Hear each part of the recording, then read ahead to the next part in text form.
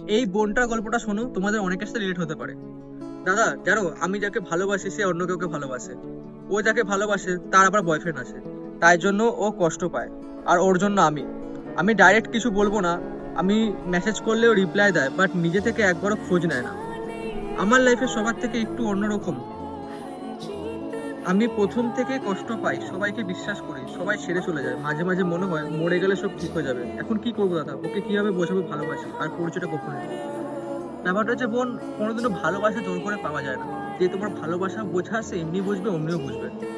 তুমি যদি হাজার চেষ্টা করো না, যার না বোঝা সে তাও বুঝবে না, বাট যার বোঝার তুমি একটা চেষ্টা করলে সে বুঝবে।